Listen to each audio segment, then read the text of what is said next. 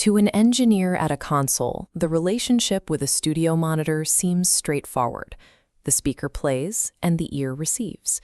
We tend to view an untreated room as a passive container, a silent void that holds audio without adding or subtracting anything from the performance.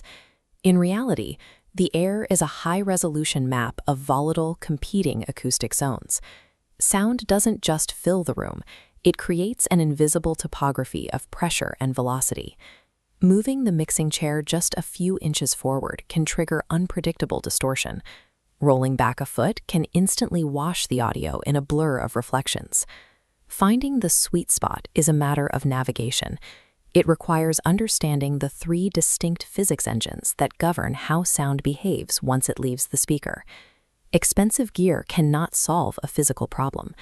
Achieving a perfect mix requires identifying the exact coordinate where the room's interference vanishes and the audio's truth begins.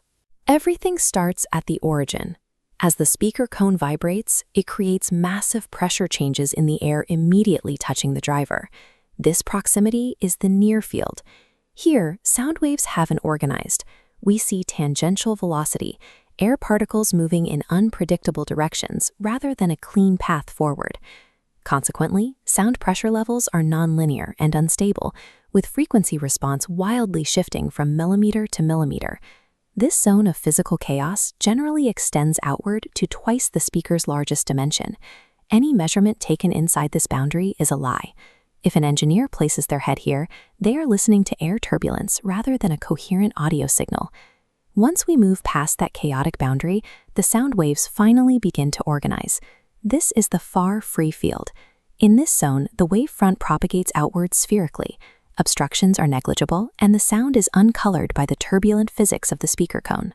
Within this pristine space, the audio follows a mathematical certainty called the inverse distance law. Watch the counter as the wave travels. For every doubling of distance from the speaker, the sound pressure level drops by exactly 6 decibels. The far free field is the engineer's primary reference. It provides the sound of the source itself, captured in the brief window before the room's boundaries can interfere. Eventually, the free-flowing waves collide with the floor, the ceiling, and the back wall. The impact shatters the wavefront into thousands of secondary reflections.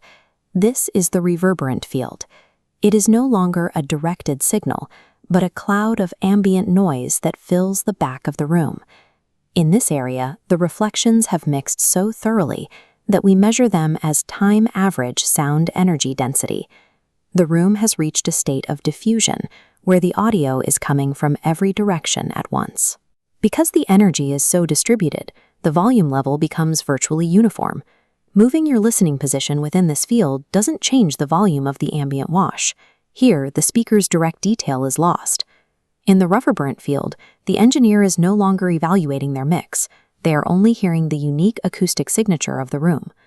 In a functional studio, the expanding free field and the bouncing reverberant field are locked in a constant struggle for dominance. This blueprint shows the critical distance, the exact spatial threshold where the volume of the direct sound is perfectly matched by the volume of the room's reflections. To find the sweet spot, the engineer's chair must be positioned here, within the clean wave zone, well before the audio crosses into that critical distance threshold. In many small rooms, the critical distance is too close to the speaker to be useful. We use acoustic wall treatments to manually hack these physics. Absorption panels remove energy from the reverberant field.